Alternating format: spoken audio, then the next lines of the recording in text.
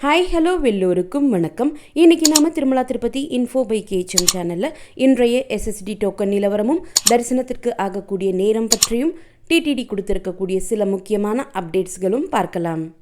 கீழ்த்திருப்பதியில் SST tokens கொடுக்கப்படக்கூடிய விஷ்ணு நிவாசம், ஸ்ரீனிவாசம் மற்றும் பூதேவி காம்ப்ளெக்ஸில் எப்பவும் போல் இன்றைக்கி அதிகாலை 3:30 மணிக்கு கவுண்டர் ஓப்பன் செஞ்சு இன்னைக்குரிய தரிசன ஸ்லாட் டோக்கன்ஸும் நாளை அதிகாலை 3 மணிக்குரிய தரிசன ஸ்லாட் டோக்கன்ஸும் கொடுக்க ஆரம்பித்தாங்க. இன்றைக்குரிய தரிசன ஸ்லாட் டோக்கன்ஸ் எல்லாமே கொடுத்து முடிவடைந்த நிலையில் இப்போது இந்த 3 எஸ்எஸ்டி கவுண்டர்ஸ்லையும் நாளை அதிகாலை 3 மணிக்குரிய தரிசன ஸ்லாட் டோக்கன் கொடுத்துட்ருக்காங்க. ஸ்ரீவாரிமேட்டு நடைபாதையில் எப்பவும் போல் இன்றைக்கி அதிகாலை 6 மணிக்கு கவுண்டர் ஓப்பன் செஞ்சு இன்னைக்குரிய தரிசன ஸ்லாட் டோக்கன்ஸ் அங்கே கொடுத்துட்ருக்காங்க.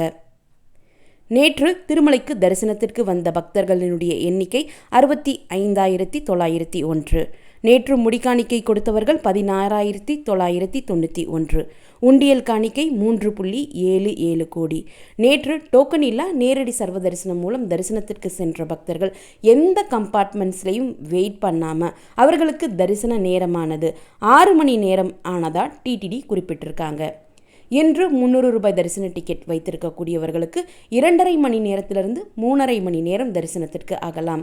எஸ்எஸ்டி டோக்கன்ஸ் வைத்திருக்கக்கூடியவர்களுக்கு 3 மணி நேரத்திலிருந்து 4.5 மணி நேரம் தரிசனத்திற்கு ஆகலாம்.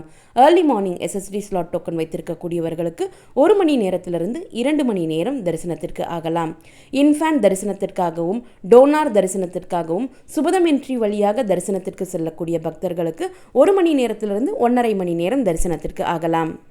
டோக்கன் இல்லா நேரடி சர்வ தரிசனம் மூலம் தரிசனத்திற்கு செல்லக்கூடிய பக்தர்களுக்கு 6 மணி நேரத்திலிருந்து 10 மணி நேரம் தரிசனத்திற்கு ஆகலாம். கடந்த சில நாட்களாகவே பக்தர்கள் நடந்து போகக்கூடிய பாதைகளான ஸ்ரீவாரிமெட்டு நடைபாதை மற்றும் அலிப்பிரி நடைபாதையில் சிறுத்தை மற்றும் கரடி நடமாட்டம் இருக்கக்கூடிய காரணத்தினால சில பக்தர்கள் இந்த நடைவழி பாதைகளில் நடந்து போகிறதுக்கு பயப்படுறாங்க. பட் அது மாதிரி பயப்படாமல் எப்பவும் போல் நீங்கள் தைரியமாகவே இந்த 2 நடைவழி பாதைகளையும் நடந்து போய் பெருமாளை தரிசனம் பண்ணலாம். நடந்து போகக்கூடிய பக்தர்களுக்காக என்னவெல்லாம் சேஃப்டி மெஷர் எடுக்க முடியுமோ அத்தனையுமே டிடிடி செஞ்சுட்டு தான் இருக்கும். ஸோ எந்தவித பயமும் கிடையாது. இந்த 2 நடைவழி பாதைகள்லையும் வேலிகள் அமைக்கக்கூடிய வேலைகளுக்காக கவர்மெண்ட் கிட்ட அப்ளை பண்ணவும் இருக்கிறோம். இந்த 2 நடைவழி பாதைகளும் ஃபாரஸ்ட் டிபார்ட்மெண்ட்டுடைய கண்ட்ரோலில் இருக்குது. ஃபாரஸ்ட் டிபார்ட்மெண்ட்டு தான் இந்த 2 நடைவழி பாதைகளும் வேலிகள் அமைக்கிறதுக்கு அப்ரூவல் கொடுக்கணும். அவங்க அப்ரூவல் கொடுத்த உடனேயே அந்த வேலைகளும் நாங்கள் ஸ்டார்ட் பண்ண ஆரம்பிச்சிடுவோம். இப்போவும் இந்த 2 நடைவழி பாதைகளில் நடக்கிறதுக்கு எந்தவித பயமும் கிடையாது. வேலிகள் அமைச்சிட்டோம் அப்படின்னா பக்தர்களுக்கு இன்னுமே கொஞ்சம் கூடுதல் சேஃப்டி இருக்கும் அப்படின்னு டிடிடி இஓ அவர்கள் தெரிவிச்சிருக்காங்க. கீழ்த்திருப்பதியில் இருக்கக்கூடிய எஸ்வி கோசாலையில் பொங்கலை முன்னிட்டு வரக்கூடிய ஜனவரி 16ஆம் தேதி நிறைய வகையான பூஜைகள் அங்கே நடக்க இருக்குது. யானைக்கு பூஜை பண்ணுவாங்க, குதிரைக்கு பூஜை பண்ணுவாங்க, அதற்கப்புறம் அங்கே இருக்கக்கூடிய பசுமாடு கண்ணுக்குட்டிக்கு பூஜை பண்ணுவாங்க, துளசி பூஜை பண்ணுவாங்க. ஸோ இந்த பூஜைகள் எல்லாமே ஜனவரி 16ஆம் தேதி திருப்பதியில் இருக்கக்கூடிய எஸ்வி கோசாலையில் நடக்க இருக்குது.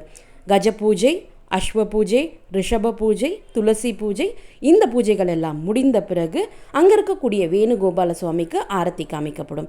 இதையெல்லாம் முடிந்த பிறகு கலை நிகழ்ச்சிகளும் எஸ்வி கோசாலையில் ஜனவரி 16ஆம் தேதி அன்று நடக்கும். அன்றைய நாள் கோசாலைக்கு வரக்கூடிய எல்லா பக்தர்களுக்குமே பிரசாதம் கொடுக்கக்கூடிய முன்னேற்பாடுகளும் அனைத்து வகையான பூஜைகளுக்கான முன்னேற்பாடுகளும் இப்போது கீழ்த்திருப்பதியில் இருக்கக்கூடிய எஸ்வி கோசாலையில் நடந்துட்டு இருக்கிறதா டிடிடி இஓ அவர்கள் தெரிவிச்சிருக்காங்க. ஸோ நீங்கள் ஜனவரி 16ஆம் தேதி கீழ்த்திருப்பதியில் இருக்கீங்கன்னா எஸ்வி கோசாலைக்கு போனோம்னா இந்த பூஜைகள் எல்லாமே பார்க்கலாம். இந்த நிகழ்ச்சி எல்லாமே எஸ்விபிசி சேனல்லையும் லைவாக டெலிகாஸ்ட் பண்ணுவாங்க.